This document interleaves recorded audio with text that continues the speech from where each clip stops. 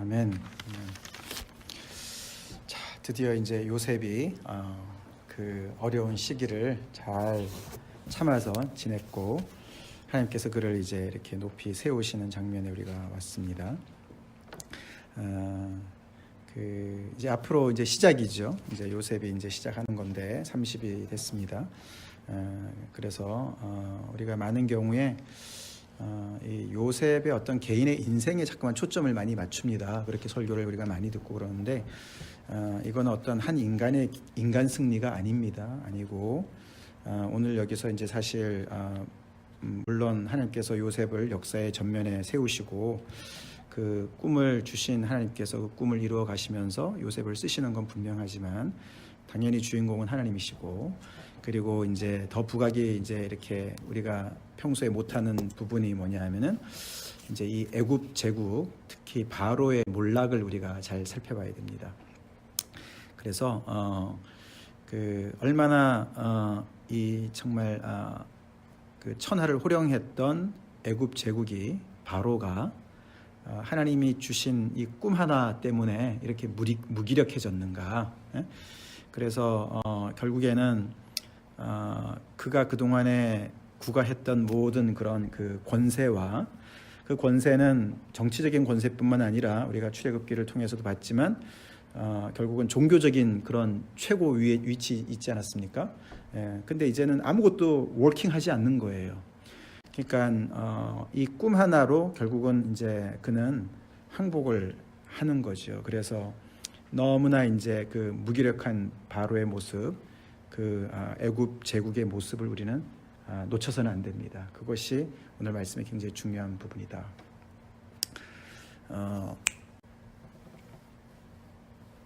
자리를 이쪽으로 옮겨주세요. 제가 왔다 갔다 하기가. 그래서 오늘 본문은 조금 살펴보면은 3등분을 할 수가 있습니다. 1절부터 8절까지를 이제 도입부라고 볼 수 있고 9절부터 45절까지가 중심부가 되겠고요. 그 다음에 46절부터 57절 끝절까지가 이제 결론 부분이 되겠습니다. 그래서 이제 이 서론 부분과, 그러니까 도입부와 결론 부분이 굉장히 좋은 대조를 이룹니다. 그래서 중간 부분은 약간 뒤에 하고 앞에 1절부터 8절까지와 그 다음에 뒤에 46절부터 57절까지 말씀을 먼저 잠깐 살펴보기를 원합니다.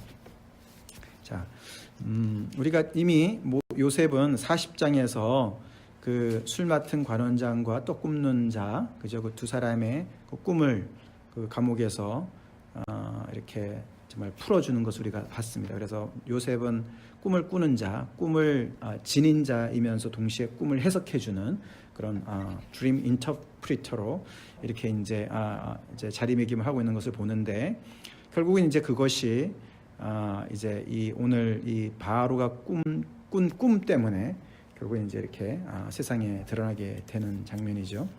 그래서 1절부터 8절까지는 다른 어떤 것보다도 이 제국의 무기력함, 제국의 실패가 두드러진 장면입니다. 그것은 결국에 이제 바로가 실패했다는 얘기는 제국의 실패를 얘기하는 거죠. 그래서 정말 그 특별히 그가 무기력해진 것에 그 가장 극적인 표현이 8절에 나오죠. 아침에 그의 마음이 번민하여, His mind was troubled. 그렇게 얘기합니다. 그가 꿈을 꿨는데 정말 이 마음에 아주 근심 걱정으로 가득 차게 됐다. 이 사람이 보통 사람이 아니고 바로 아닙니까, 그죠? 바로. 우리가 출애굽기를 통해서도 좀 봤지만 바로는 번민해서는 안 되는 사람이거든요. 그렇잖아요. 모든 것을 손아귀에 쥐고 있는 건데요, 그죠? 그래서 그 제국이 오랫동안 내려왔고 그 오랜 세월 동안 이 제국이 나름대로의 질서에 아주 견고하게 서 있는 그런 상태에 있습니다. 그래서 이 권력 구조가, 피라미드 구조가 이게 하루 이틀 세워진 게 아닙니다. 그래서 잘 지어져 있고, 그리고 그 수많은 백성들을 정말 나름대로 치리를 하고 있는 거죠. 그 안에 질서가 있는 거예요. 이미 이스태빌리시 되어 있는 그 아주 너무나 이렇게 아주 견고하게 세워진 그런 질서가 있는 거예요. 그 질서는 그냥 힘만 가지고 안 됩니다. 그죠? 지식이 있어야 돼요. 그래서 그 사람들을 잘 치리를 할 수 있어야 됩니다. 자, 그렇기 때문에 이 특별히 바로는 사실 어떻게 보면 모든 걸 다 아는 사람이 되어야 되는 것이고 다 알고 있다고 생각을 했고 그리고 그는 항상 그 제국의 그런 전체적인 그런 그 어떤 미래와 그런 여러 가지 그 나라의 그런 어떤 그 복지를 나름대로는 자기가 다 매니지하고 있고 자기 손 아귀에 다 있다고 생각을 한 겁니다.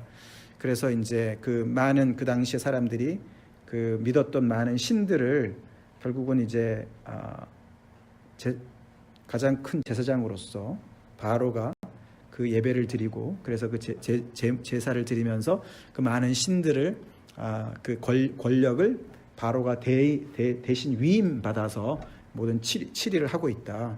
그래서 그 해가 뜨고 동쪽에서 뜨고 해가 지고 그리고 비가 올 때는 오고 이 나일강에서 많은 그런 풍족함이 이렇게 정말 공급되고 이런 모든 것들이 바로가 그 신전에서 제사를 제대로 드리고 있기 때문에 그 질서가 유지되고 있다. 그게 그 사람들의 그 세계관이었습니다. 이제 그런 사람이 이제 번민을 하게 되는 일이 생겼다는 거죠. 이제 꿈을 꾼 그 꿈 때문에 결국은 이제 그 이유는 그 나라의 점술가들과 현인들을 다 불러 모아가지고 꿈을 말했는데도 해석하는 자가 없는 거죠. 그래서 갑자기 이제 바로가 이제 knowledge is power잖아요, 그죠? 지식은 힘인데 이게 이제 모르는 게 생겼으니까 그 이제 그 힘이 이제 힘의 의문부호가 이제 다 걸리는 거죠. 과연 바로가 다 아나? 잘 모르네. 모르는 것도 있네. 이렇게 되는 겁니다. 그래서 8절까지는 이제 그 바로가 대단했던 바로가 이제 이렇게 아주 난감한 입장에 들어가게 되고 특별히 그게 이제 그 바로는 모든 것에 어떤 그 왕으로서 모든 것을 주체해서 주도해서 하는 사람이지 바로가 주어지 바로가 목적으로 나온 적은 없거든요. 그렇게 자기의 제국의 가장 중심적인 인물인데 이게 꿈이 주어진 거잖아요, 그죠? 주어진 거예요. 그러니까 지금 굉장히 이 꿈 때문에 바로가 입장이 바뀌었어요. 그래서 꿈을 받는 그리고 메시지를 받는 수동적인 자세로 지금 자리로 내려가게 됩니다. 이게 이제 은근히 이렇게 진전이 그렇게 되는 거예요. 그러면서 해석하는 자도 없고 자기도 모르겠고 아무도 모르는 그런 번민에 쌓이게 되는 것입니다. 이게 이제 사실 제국의 실체다. 그렇게 우리가 먼저 정리를 해야 됩니다. 제국은 하나님이 개입하시기 전까지는 막강해 보입니다. 그리고 영구하게 진행이 될 것 같습니다. 그리고 제국이 나름대로 그 안에서 노하우를 알기 때문에 사람들을 어떻게 다루고 어떻게 그 안에서 권력 구조를 잘 정말 이렇게 매니지를 해서 이 모든 그 백성들의부터 그 정말 그 뭐 노동을 착취를 하든 하여튼 그 모든 그 풍요를 자기들 위에 있는 사람들이 주로 많이 갖지 않습니까? 이제 그런 것들을 나름대로 매니지를 잘 하고 있는 거죠. 그렇지만 이렇게 하나님이 이제 손을 쓰시게 되면은 개입하시게 되면은 이제 이렇게 완전히 난감한 상태에 빠질 수밖에 없는 게 제국의 실체다. 바로의 실체다. 그것이 이제 그 느부갓네살 왕, 바벨론 제국의 왕이었던 느부갓네살 왕도 똑같이 그렇게 됩니다. 나중에 바벨론, 그게 다니엘 이야기 아닙니까? 그래서 굉장히 뭐 정말 천하를 호령했던 사람인데 그 사람도 정말 꿈을 통해서 하나님께서 개입하셨을 때 완전히 그냥 무력화되는 것을 보게 되는 것이죠. 자, 그런 상황인데 이제 그렇게 이제 아주 너무나 안 됐죠.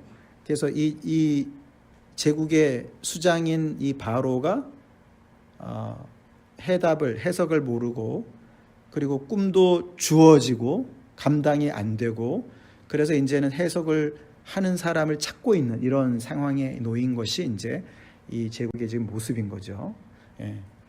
그래서 결국에는 그 꿈 내용이 이제 나중에 이제 요셉이 얘기를 하지만 결국은 이 나라에 굉장한 지금 위험이 닥쳐온 거죠, 그죠? 그래서 이대로라면 이제 이 제국은 완전히 멸망할 수밖에 없는 이제 미래가 앞닥뜨려지는데 그 미래조차도 모르는 그래서 바로가 지금까지 공갈을 했든지 뭐 협박을 했든지 회유를 했든지 그 자기가 이 모든 세상의 질서를, 자연의 질서를 이 신전에서 잘 예배를 드림으로 말미암아 자기가 잘 유지하고 있다는 것이 이제 완전히 이제는 뽀롱이 나게 생겨 있는 그런 상황인 것입니다. 그래서 이제 이게 뭔지도 모르는 이런 상황인 것이죠. 이제 그런 아주 너무나 답답한 상황에 있습니다. 그래서 이 꿈이 마치 밤 손님같이 도적같이 임해가지고 이 바로의 모든 자신감과 모든 통제권과 미래를 나름대로 매니지할 수 있다라는 그런 그 예측 가능한 미래를 다 앗아가 버렸습니다. 그렇죠? 그걸 우리가 봐야 돼요. 그래서 이 하나님의 말씀, 하나님의 꿈은 우리가 이제 이게 그냥 그런 꿈이 아니지 않습니까? 하나님이 미래의 것을 미리 보여주시고 그대로 그 미래를 그대로 집행해 가시는 분이시라는 걸 우리가 요셉의 스토리를 통해서 보게 되는 건데, 그런 하나님의 그 말씀 앞에 정말로 너무나도 이 자신만만했던 이 바로가 한순간에 이렇게 무력화되는 것이 이제 우리가 보면서 정말 우리 믿는 사람들 정신 차려야 된다라고 생각을 할 수가 있겠습니다. 이 창세기 이야기가 모세가 쓴 거다 우리가 전통적으로 얘기하지 않습니까? 그래서 모세오경 이거를 이스라엘 백성들이 읽습니다. 듣습니다. 모세오경을 읽을 때가 있습니다. 많은 사람들이 예배 드릴 때. 그런데 이제 이 사람들이 이걸 들으면서 뭔 생각을 해야 됩니까? 이 항상 세상은 커 보이고 바로의 세계, 이 애굽의 이 제국 얼마나 대단해 보이고 그들이 믿는 신이 강대하니까 저렇게 잘 사는구나 이런 생각들 하게 되고 그러지 않습니까? 근데 이제 이런 요셉의 이런 이야기를 보면서 그게 아니구나. 우리가 믿는 하나님, 우리는 이렇게 초라하지만 요셉이 얼마나 초라했습니까? 그죠? 꿈을 해석해 주면서 그도 정말 그 술 맡은 관원장한테 잘 되면 나 좀 부탁합니다. 이렇게까지 얘기할 정도로 그렇게 오늘도 여기 보면은 이렇게 대단한 그 제국 바로 앞에 그 친위 대장의 종된 히브리 청년인 거예요, 하나로. 그죠? 그런 상황이지만 그러나 하나님께서는 정말 이 세상이 힘 있고 권세가 있고 정말 떵떵거리는 그런 사람들의 손에 의해서 좌지우지되는 것이 아니라 우리가 믿는 하나님의 뜻대로 이루어지는구나. 그걸 보고 당당히 서라고 얘기하는 거예요. 이 말씀을 통해서 우리 또한 그렇게 될 줄로 믿습니다. 이 세상이 아무리 정말 대단해 보이고 가진 사람들, 권세 있는 사람들이 자기의 뜻대로 이 미래를 개척해 나가고 미래를 결정하는 것 같지만 그렇지 않다는 거죠. 하나님께서 마음만 먹으시면은 이런 꿈 하나를 가지고도 금방 뒤집어 엎을 수 있는, 그냥 하나님이 정말 가만히 놔두고 하나님의 어떤 섭리 가운데 지금 진행되니까 자기가 지금 의시되고 그러는 거지, 하나님께서 이렇게 개입하시니까 한순간에 바로가 이 애굽의 제국이 완전히 셧다운 되는 걸 우리가 보면서 정말 이 성경을 통해서 이 믿는 사람들, 히브리 백성들이, 하나님의 백성들이 정말 얼마나 세상에서 당당하고 하나님의 사람들로서 정말 이 세상과 정말 타협하지 않고 굴하지 않고 믿음을 따라서 살아가야 될 것인가, 그걸 우리가 봐야 된다는 것이죠. 자, 그런 이제 소론과 대조해서 이제 우리가 뒤에 46절부터 57절까지를 보면은 거기에 그런 정말 무기력한 바로와 완전히 대조가 되는 요셉을 만나게 됩니다. 요셉. 조금 전까지는 감옥에 갇혀 있었던 청년이었는데 이제는 그가 정말 애굽 땅의 총리가 되었습니다. 그래서 그걸 단적으로 이제 그 완전히 이제 바로의 자리를, 그러니까 애굽의 제국과 바로를 세계를 접수하는 이제 그런 사람으로 나오는 그 어떤 단적인 그 구절이 55절이에요. 55절. 애굽 온 땅이 굶주림에 백성이 바로에게 부르짖어 양식을 구하는지라. 당연히 그렇잖아요, 그죠? 애굽의 백성들은 바로가 왕이니까 먹을 게 없어가지고 죽을 것 같은 거예요. 이제 이게 벌써 이제 7년 풍년이 끝나고 흉년이 지난 거잖아요, 그죠? 그래서 처음에는 어느 정도 쌓아놓은 것 때문에 먹을 게 있었는데 다 떨어지니까 이제 바로한테 가서 부르짖습니다. 근데 바로가 해결을 못 해주는 거예요.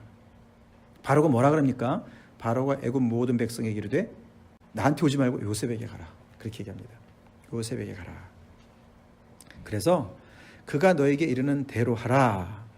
그렇게 얘기를 합니다. 그래서 완전히 바로의 모든 권세와 권력과 그런 모든 그 실세가 다 요셉에로 넘어간 것을 우리가 단적으로 볼 수가 있게 되는 것이에요. 이것은 단순한 어떤 그 바로나 그 애굽의 경제권만이 아니고, 그죠? 정치적이고 종교적인 파워가 바로에게 있었잖아요, 그죠? 그 모든 것들이 이제 요셉한테로 넘어가는 것이 돼버린 거죠. 그래서 정말로 이 애굽을 접수하게 되는 거죠. 이제 그런 사람이 되었습니다. 그래서 이 요셉이 얼마나 파워가 대단했는지를 그 결론부에서 그 온이라고, 온 땅, 이제 올 이런 뜻의 all land, 그렇게 이제 그 올이라는 단어를 씁니다. 이제 예를 들어서 46절에 그가 바로 앞을 떠나 애굽 온 땅을 순찰하니, 이제 온 땅이다. 그러니까 여기 이제 traveled throughout Egypt 그렇게 나오죠, 그죠? 그 다음에 뭐 여기 밑에 보면은 또 예를 들어서 54절에 보면은 애굽 온 땅에는 먹을 것이 있더니, 그 다음에 55절 애굽 온 땅이 굶주림에, 이 온 땅, 그러니까 그 모든, 그 다음에 56절 57절에 온 지면에 기근이 있고, 57절에 온 세상에 심했다 기근이, 그렇게 해서 완전히 이 애굽에 임한 이 재앙이, 가뭄의 재앙이 온 지면에 다 이제 이렇게 영향이 가는 것이고, 그래서 정말 이 애굽 제국과 그 인근 일대 모두가 완전히 이제는 죽음밖에 없는 그런 상황인 것을 강조하는데, 그런데 요셉 때문에 거기에 양식이 있다는 거예요. 생명이 있다는 거예요. 그래서 이 바로의 권세는 정말 그 짓밟는 권세라면은 요셉이 누리는 권세는 섬기는 권세다, 이렇게 봐야 되는 것이죠. 하나님의 사람은 늘 그렇죠. 하나님께서 요셉을 세우셔서 권세를 주십니다. 근데 요셉은 그걸 가지고 바로처럼 부리지 않습니다. 그러지 않고 하나님께서 주신 지혜와 리소스를 잘 활용해서 사람들을 살리는 데 쓰는 것이죠. 그래서 정말 너무나 이제 요셉, 바로와 이제 대조가 되는 요셉을 보게 되는 것이죠. 자, 하나님의 사람을 하나님께서 그런 정말 적시에, 필요한 때에 하나님께서 사용하기를 원하시는 것을 우리가 알아야 됩니다. 그래서 그때까지 우리는 참고 기다려야 됩니다. 아멘. 기다려야 되는 것이죠. 이 요셉이 정말 이 형제들을 만나서 형들이 그 앞에서 무릎 꿇는 건 아직 좀 시간이 걸립니다. 뒤에 이제 42장, 43장 쭉 나오지만, 그래서 요셉이 정말 이런 순간까지가 이게 굉장히 오랜 세월이 걸리죠. 여기서 30세라 그랬는데 시작할 때가 30세예요, 그죠? 그럼 이제 그 꿈을 하나님께서 주신 때는 몇 살이었어요? 17살이었어요, 그죠? 17살. 그러니까 지금 13년이 지난 다음에 이제 총리가 됐습니다만, 아직 형들을 만나려면 아직 시간이 더 필요했어요. 이제 기근이 와서 만나는 거잖아요, 그죠? 그러니까 7년 풍년이 있었고, 그죠? 그러니까 37세였고 그때는. 그 다음에 뒤에 보면은 2년 지난 다음에 만납니다. 그러니까 이제 39세에 만나는 거예요. 그러니까 22년 후에 그 꿈이 이루어지는 거, 한마디로. 그러니까 참 하나님은 그 요셉에게 주신 그 꿈을 이루시긴 하시는데 오랜 세월을 지내서 이루게 하시지요. 하나님은 한 20년 정도는 굴리시는 것 같아요, 평균적으로. 아브라함도 25년 걸렸잖아요, 그죠? 그 다음에 야곱도 20년을 하란에서 굴렀잖아요, 그죠? 이제 그런 거 보면은 대략 정말 20년 정도가 가지 않나. 그러니까 이제 뭐 하나님에게 필요한 시간이라기보다 우리 인간에게 필요한 시간이 될 수도 있겠고, 여러 가지가 이제 복합적으로 연결이 돼 있겠지만, 자, 근데 이제 그런 중에 이제 요셉이 정말 참 감사하게도 그 믿음을 지켰습니다, 그죠? 그리고 정말 절망하지 않고 낙심하지 않고 하나님을 버리지 않고 끝까지 이제 이렇게 그 믿음을 지킴으로 말미암아 이런 날이 이제 온 것이죠. 하나님이 우리에게 주신 비전도 정말 우리가 필요한 것은 인내죠. 믿음과 인내죠. 붙잡고 있어야 돼요. 그래서 이 사실 바로 앞에서의 요셉은 이 애굽 제국 앞에서의 요셉은 정말 아무것도 아니잖아요. 아무것도 아니에요. 근데 하나님이 쓰시니까 이렇게 놀랍게 쓰십니다. 그게 우리 믿는 사람들인 줄로 믿습니다. 아멘. 우리 고린도전서 1장 보겠습니다. 고린도전서 1장 찾아서 읽어주세요. 26절부터 29절까지. 형제들아 너희를 부르심을 보라. 육체를 따라 지혜로운 자가 많지 아니하며 능한 자가 많지 아니하며 문벌 좋은 자가 많지 아니하도다. 그러나 하나님께서 세상에 미련한 것들을 택하사 지혜 있는 자들을 부끄럽게 하려 하시고 세상에 약한 것들을 택하사 강한 것들을 부드럽게 하려 하시며 하나님께서 세상에 천한 것들과 멸시받는 것들과 없는 것들을 택하사 있는 것들을 폐하려 하시나니. 어디까지? 29절. 예, 하나 더. 이는 아무 육체도 하나님 앞에서 자랑하지 못하게 하려 하십니다. 아멘. 이 하나님이 참 이해가 안 되는 그런 하나님의 뜻이지요, 그죠? 그래서 하나님께서는 참 신기하게도 미련한 것들과 약한 것들과 천한 것들과 멸시받는 것들과 없는 것들을 택한다. 그래서 지혜 있다고 하는 자들, 강하다고 생각하는 자들, 있다고 하는 사람들을 폐하셔서 아무도 자랑 못하게 하신다. 요셉이 그런 모습인 것이고 이스라엘 백성이 그런 모습이죠. 그래서 지금 아직까지는 이제 이게 요셉의 어떤 개인의 스토리 같지만 점점 더 이제 이것이 이스라엘 민족으로 발전하지 않습니까? 그래서 전 세계에서의 어떤 이스라엘의 종족이 그게 히브리라는 말이 하비루, 이제 하비루라는 데서 유래하지 않았나 이렇게들 봅니다. 이제 여러 썰이 있는데 하비루라는 거는 뭐냐면은 어떤 인종의 그 어떤 인종, 뭐 우리 한민족 이런 것처럼 인종의 어떤 에스닉 그런 것보다도 어떤 그 사회적인 어떤 그 약자들, 소외된 계층들 그런 사람들이라고들 많은 학자들이 얘기를 해요. 그래서 결국엔 하나님께서 이 히브리 사람들을 선택하신 이유가 그들이 약자고 이 소외된 계층들이라는 거예요.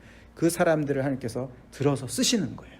들어서 이렇게 잘나고 능력 있는 바로를 무릎 꿇리는 그런 일을 하신다.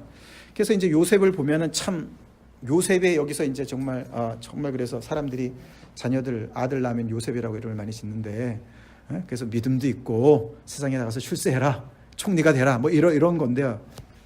많은 사람들이 그것을 개인적인 어떤 그런 것으로 생각을 하지만 그렇지 않아요. 이거는 하나님의 정말 그 승리고 하나님의 나라가 어떤 것을 요셉뿐만 아니라 이 요셉의 가족들뿐만 아니라 이스라엘 백성들뿐만 아니라 온 세상에 만천하에 공개하시기를 원하신 하나님의 놀라운 뜻입니다. 그 일에 우리가 쓰임 받는 것이죠. 아멘. 그게 믿는 사람들인 거예요. 그렇기 때문에 우리는 이 정말 이 바로나 이 정말 애국과 같은 이런 거대한 제국의 미국의 제국의 뭐 제국주의 여러 가지 강대국의 제국주의 이런 것에 우리가 짓눌려 가지고 눈치 보고 적당히 타협하고 그렇게 살면 안 되는 거예요. 그거는 하나님의 자녀들의 모습이 아니라는 거예요. 하나님께서 원하시면 이렇게 순간적으로도 이 그 권세의 역전을 이루시고 정말 원하시면은 이렇게 정말 부족하게 보이지만 그런 사람을 통해서 그 온 세상을 구하시는 그런 모습을 우리가 보게 된다는 것이죠. 그걸 우리 믿어야 됩니다. 여기서 요셉이 마치 이제 보면은 예수님이 그 가나의 혼인 잔치에서 사람들이 포도주가 떨어졌습니다. 그랬을 때 예수님이 해결해 주시는 거랑 좀 모습이 연결이 되지 않습니까? 이들은 이제는 완전히 포도주가 떨어진 상황인 거죠. 이 애국과 바로는 이제 끝난 거예요. 하나님의 심판을 받아서 지금 이제 뭐 굶어 죽게 생겼어요. 요셉이 있어서 다행이었죠. 할렐루야. 그게 하나님의 사람들이요. 하나님의 사람들의 가치라는 거예요. 세상의 빛이다, 소금이다. 그게 그런 말이라는 거예요. 그래서 하나님은 믿는 사람들에게 꿈을 주시고 그 믿는 사람, 하나님의 사람들을 통해서 그 정말 나름대로 완전히 그냥 그 닫혀 있는 그런 세계 속에 그 나름대로 거기에 질서와 그 권력의 그런 속에 씨를 심으시고 거기에서 그 사람들을 뒤집어 엎으셔서 정말 하나님이 어떤 분이신가, 하나님이 얼마나 위대하신 분이신가를 드러내시는 일을 하시는 분이신 것이에요. 자, 그래서 우리 다시 돌아옵니다. 여기 이제 그래서 사실 이제 바로가 이제 바로와 이 애굽 제국에 사실 이제 이제 망조가 들렸다는 걸 어떻게 이제 표현하냐면은 이 꿈에서 이제 나일강이 들어오는 거예요. 나일강. 이제 나일강은요 그냥 강이 아니에요. 이거는 이 나라의 젖줄이자 생명줄인 거예요. 거기에 문제가 생긴 거예요. 이 바로가 제일 이 자기의 엑스퍼티즈, 자기의 전문성을 강조하고 그리고 그래서 사람들을 통제하는 데 있어서 딱 쥐고 있는 그게 끈이 바로 나일강이거든요. 이 나일강을 자기가 하나님께 신들한테 예배를 드려가지고 이 나일강을 다스린다, 치리한다. 이제 그런 것이 굉장히 많이 있었습니다. 그래서 이 나일강 하면은 퍼틸리티. 우리 지난주 설교에 성류가 그 이스라엘 백성들한테는 그게 퍼틸리티라고 그랬잖아요. 그게 퍼틸리티를 상징하거든요. 풍요를 상징하는데 이 애굽 나라에 있어서는 나일강이에요. 근데 그 나일강에서 튼실한 암소도 나왔지만 파리한 암소도 나오는 거예요. 거기서 풍년도 나오지만 흉년도 나오는 거예요. 그래서 이게 바로가 이해가 안 되는 거예요. 나일강이 어떻게 우리한테 풍요를 줘야지 어떻게 여기서 죽음이 나올 수 있냐, 사망이 나올 수 있느냐. 그래서 이제 너무나 이제 번민을 하게 되는 거거든요. 그러니까 하나님이 이제 풀지 못하는 문제를 던져준 거죠. 그죠? 그래? 너가 잘해? 한번 해봐.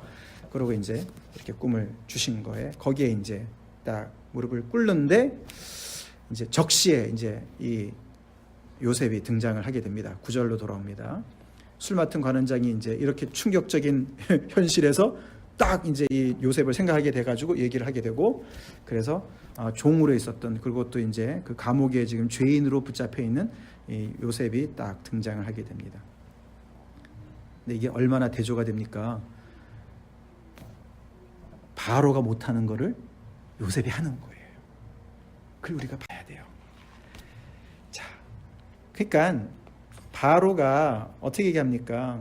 15절에 바로가 요셉에게 이르되 내가 한 꿈을 꾸었으나 그것을 해석하는 자가 없더니 이 제국에 말이죠. 애굽 제국에 이 얼마나 수치입니까? 그죠? 히브리 청년. 야, 우리 봤잖아요. 그 보디발의 그 아내가 히브리 종, 그죠? 히브리 사람을 너가 데리고 와가지고 남편한테 그게 이제 굉장히 조롱하는 단어라고 그러지 않았습니까? 근데 그 사람한테 지금 얘기하는 거예요. 이 한 제국의 왕인 바로가 없는데 들은즉 너는 꿈을 들으면 능히 푼다 하더라. 그렇게 이제 얘기를 하지 않습니까? 자, 여기서 이제 한 가지 우리가 질문해 볼 수 있어요. 왜 바로는 못하는데 왜 요셉은 할까? 꿈을 바로는 꾸었는데 알지 못하고 요셉은 왜 그 꿈을 해석할 수 있을까? 뭐 여러 가지 얘기할 수 있지만 바로는 하나님에 대해서 닫혀 있고 미래에 대해서 닫혀 있고요. 이 바로와 애굽의 제국은 새로운 게 필요 없거든요. 그냥 유지만 하면 되거든요. 지금까지 자기가 잘 닦아놓은 이 나라가 새로운 게 왜 필요해요? 그죠? 그 안에서 그냥 자기가 닦아놓은 것만 잘 매니지하고 거기에 백성들이 따라오도록 거기에 제동을 거는 자들은 다 제거하고 그래서 계속 지금 잘 되고 있는 것을 유지하는 것만 하면은 자기가 하는 일을 하는 거예요. 이런 이스태블리시는 이미 이렇게 잘 서 있는 질서 앞에는 새로운 게 항상 위협적으로 다가오죠. 그래서 헤롯 왕이 그런 것이고 아니 지금 내가 통치하고 있는데 어디 무슨 이 유대인의 왕이 났다고 그러느냐 그래가지고 불안해하지 않습니까? 그래서 2살 아래에 있는 모든 아이들을 다 남자애들을 죽이지 않습니까? 그게 다 불안해서 그러는 거죠. 그런 것처럼 바로도 이제 그렇게 다 이미 결정이 돼 있기 때문에 그냥 이것만 유지하면 되기 때문에 꿈 같은 건 필요 없는 거예요. 꿈 같은 거 필요 없고 새로운 게 필요 없어요. 하나님이 필요 없다는 것이죠. 그렇죠? 그런 사람이었기 때문에 그는 이 꿈을 꾸어도 해석을 못하는 것으로 볼 수 있고 반대로 요셉은 아직 배고픈 사람이죠. 아멘? 배고픈 사람이에요. 하나님께 가난한 마음이 있는 거예요. 긍휼에 약간 애통하는 마음이 있는 거예요. 그래서 어린아이 같은 자인 거예요. 지혜롭고 슬기로운 자가 아니고 어린아이 같은 자예요. 하나님이 그런 자들에게 꿈을 주시고 말씀을 주십니다. 그게 우리래야 되는 것이죠. 우리가 정말 아무리 내가 지금 살만하다 하더라도 아무리 내가 나름대로 뭔가 지금 뭐 교회든 뭐든 정말 평강이 있다 하더라도 이게 천국이네 그렇게 할 수가 없죠. 예. 그러면 이제 우리는 꿈을 접게 되고 현상 유지를 위해서 열심히 체제를 옹호하는 자로서, 보수주의자로서 남게 되는 거예요. 예. 그래서 요셉은 이 꿈을 정말 풀 수 있고 그런 능력을 하나님께서 함께 받지 않았나, 즉 이렇게 빈 그릇으로 하나님 앞에 서 있어서 하나님께서 주시지 않았나 볼 수 있다는 것이죠. 우리가 늘 하나님 앞에 그런 사람들이 되어야 됩니다. 하나님 앞에서 늘 하나님의 그 더 큰 세계를 바라보면서, 그렇다고 해서 우리가 뭐 늘 정말 자족할 줄 모르고 그런 게 아니라, 그게 아니라 하나님의 정말 그 끝없는 하나님의 그런 신비로움을 향해서, 더 크신 하나님을 향해서 우리가 계속 달려나가야지. 하나님 이거면 됐어요, 저는 이거를 잘 유지할래요, 그래서는 안 된다는 것이죠. 16절, 요셉이 바로에게 대답하여 이르되, 그렇게 얘기하는 바로한테 요셉이 이제 드디어 알아주시네 뭐 이러지 않고요. 내가 아닙니다. I cannot do it. 내가 아닙니다. 하나님께서 하시는 겁니다 라고 얘기를 합니다. 그래서 요셉은 이 바로한테 하나님을 부각시킵니다. 물론 여기서 이제 가시라고 표현하는 거예요. 야훼라고 그러지 않고 가시예요. 그래서 그 사람들은 gods 그랬잖아요, 그죠? 신들이에요. 여기서 이제 그래서 요셉이 자기가 믿는 어떤 신을 얘기하는 거예요 지금. 그래서 이 바로는 아까도 얘기했지만 그는 정치적으로도 수장이지만 종교적으로도 수장이거든요. 신들의 전문가거든요. 근데 너는 어떤 신을 얘기하는 거야 지금? 우리가 굉장히 신이 많은데 너는 도대체 어떤 신을 얘기하냐? 너의 신이냐? 결국은 그런 거잖아요, 그죠? 그래서 뭔가 바로가 알지 못한 어떤 초자연적인 어떤 권세, 그걸 이제 그 정도까지 개념을 가지고 있었겠죠. 그래서 하나님이 얘기하실 겁니다.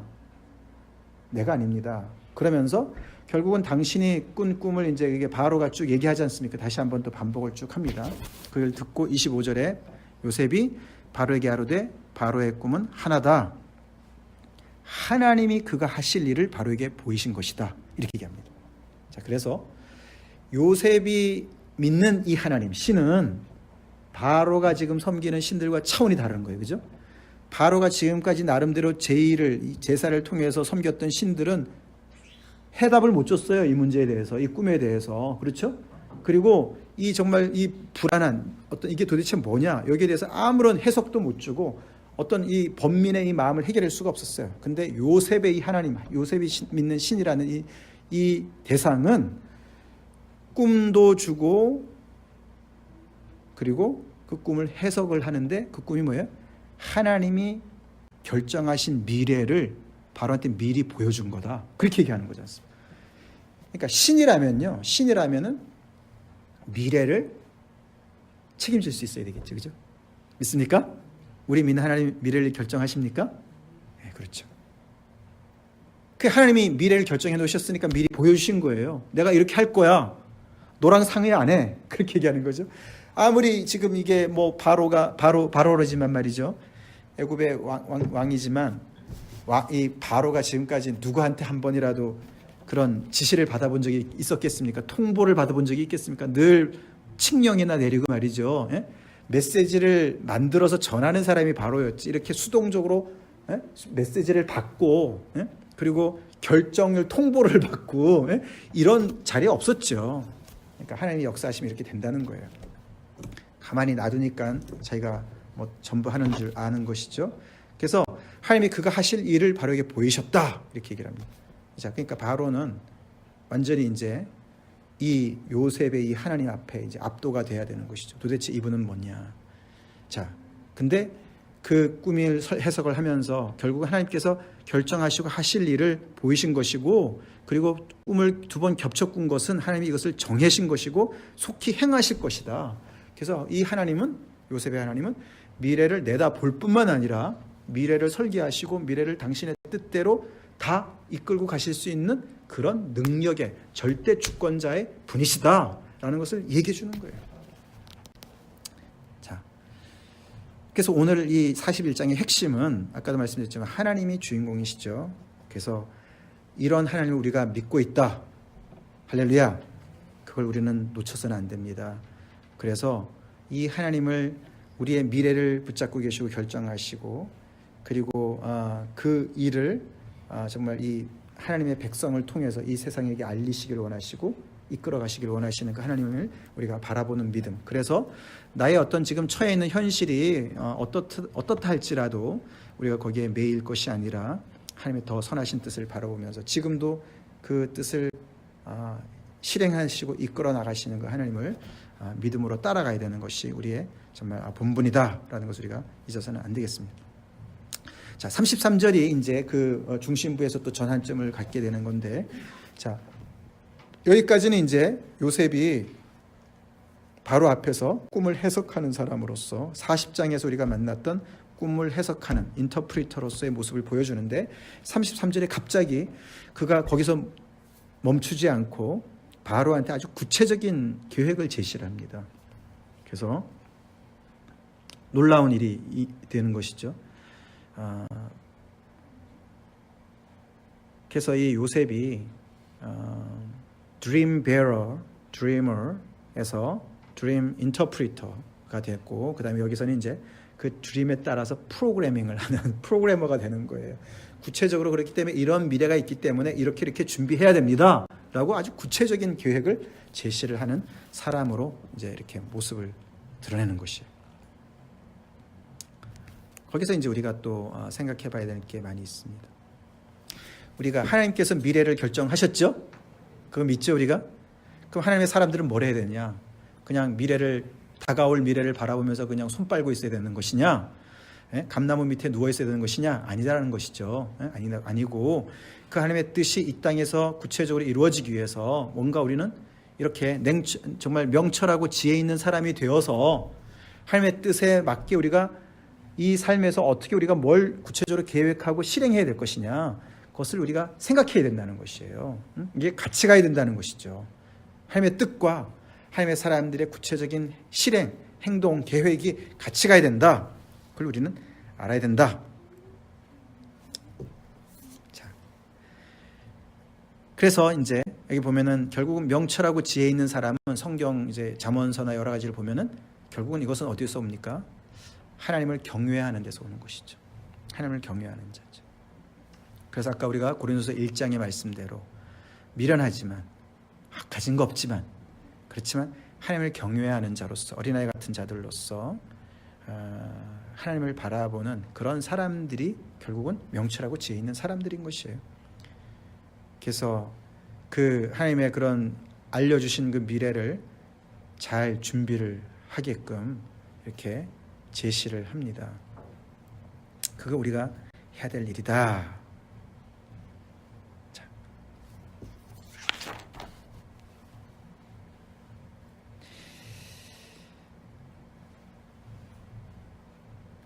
이제 여기서 이제 요셉을 가만히 보면 참 그 꿈을 이렇게 바로한테 앞에 가서도 뭐 주눅드는 것도 없고 하여튼 그냥 덤덤하게 그냥 얘기를 합니다. 그죠? 덤덤하게 얘기를 해요.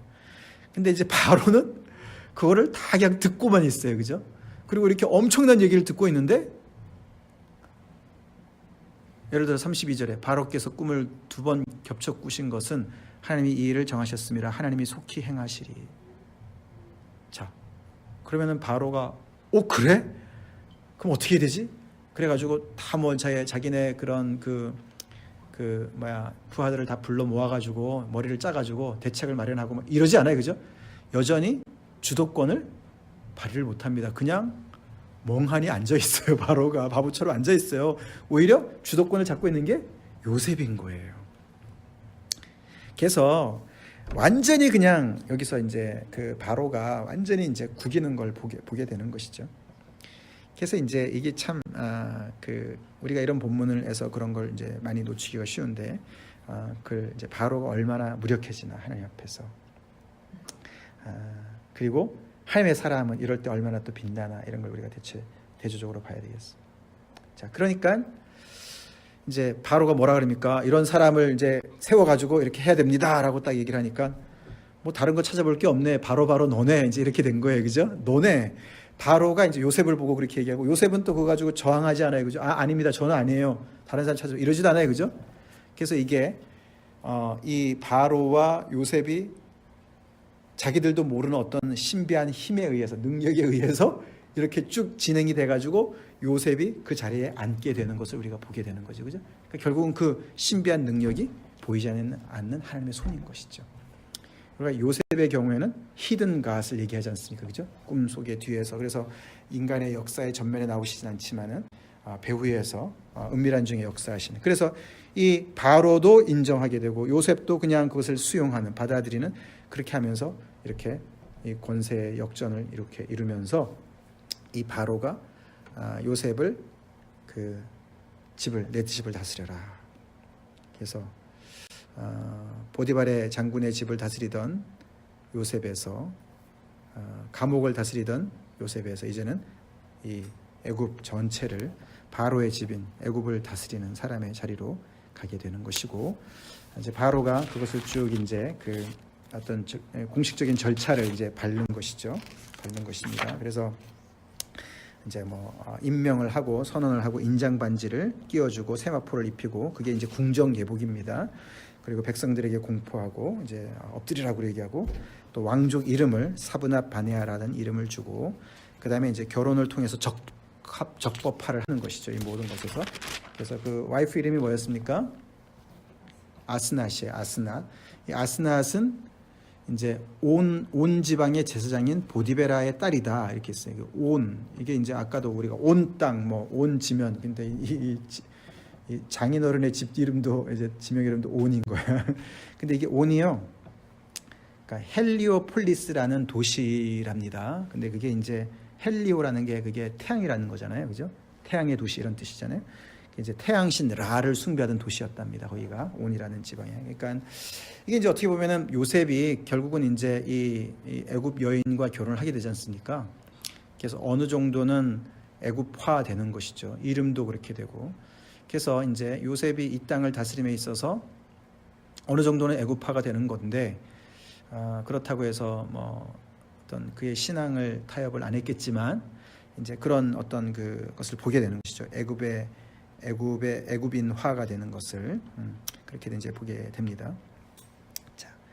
자 그렇게 해서 이제 그 두 아들을 낳게 되죠. 아까 이제 거기 우리가 건너뛰었지만 첫 장자 이름은 므낫세다. 므낫세 이름은 잊어버림이란 뜻이죠. 잊어버림. 네, 잊어버립니다. 그러니까 forget 하는 것이죠. 잊어버린 거다. 이제 과거에 대한 이제 단절을 얘기하는 것이죠, 그죠? 지금까지 모든 나름대로 응어리가 있었던 것 같아요, 그죠? 그것을 이제는 하나님께서 모든 걸 다 잊게 하시는구나. 이렇게 해서 과거의 모든 것들이 이제 끊어버리는 그런 것이고, 에브라임은 무슨 뜻입니까? 둘째 이름 에브라임, 창성합니다. 창성합니다. 자, 그래서 이제 어떤 그 땅에는 지금 정말 기근과 죽음이 왔지만 이 요셉의 집안에는 이제 에브라임이 생긴 거예요. 하나님이 주신 거예요. 그래서 창성함을 주시는 거예요. 그래서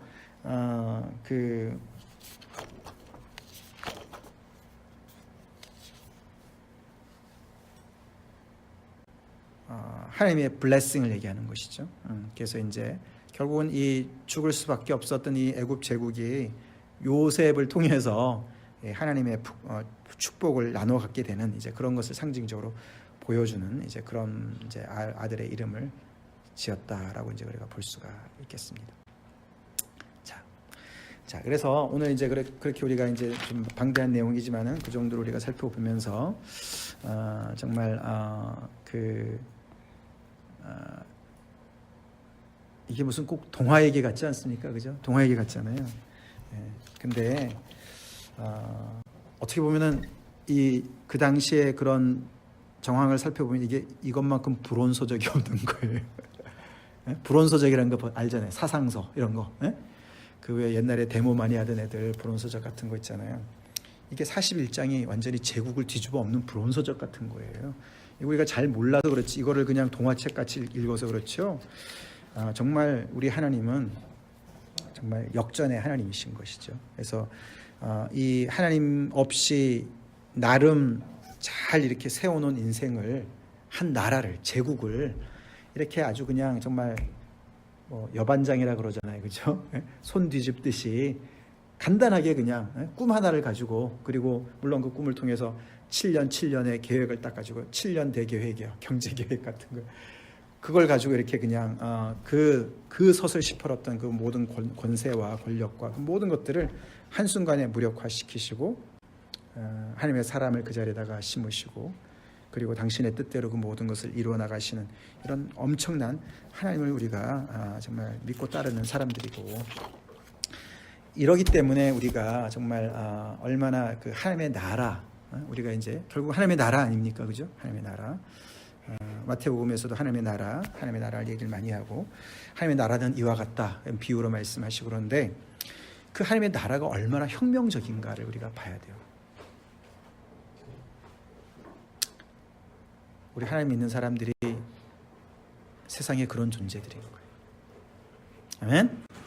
세상을 본받고 세상에 짓눌리고 세상을 기웃거리고 그게 아니고, 하나님 없이 죽어있는 그 세상 속에, 그 속에 요셉처럼 이렇게 침투에 들어가서, 하나님의 꿈을 가지고 침투에 들어가서 거기 그 자리에서 그 하나님의 놀라운 역사를 표출하고 드러내고, 그래서 결국에는 그 모든 사람들이 하나님의 위대하심을 바라보고 하나님께 영광을 돌리고 그 사람들도 살 수 있게 하는 그런 어마어마한 그런 정말 그 어떤 생명력과 파괴력, 그 기존 질서를 무너뜨리는 그런 엄청난 능력을 가진 것이 복음이다. 믿습니까? 그런 사람들이라는 것이죠. 그런 사람들로 우리가 살아가야지. 맨날 우리가 물론 뭐 정말 내가 힘들고 아프고 내 문제가 있고, 그러나 이 모든 것에 정말 하나님께서 우리와 함께 하시고 우리의 아픔을 아시고, 그래서 우리의 가장 정말 그런 고통까지도 다 아시는 하나님이시지만, 이런 큰 스케일에서 우리가 생각을 해야 되는 거예요. 그게 바로 먼저 그의 나라와 그의 의를 구하는 자세인 거예요. 이 모든 걸 너에게 더하실 것이다. 하나님의 이 나라를 우리가 구합시다. 아멘. 다 같이 기도하겠습니다.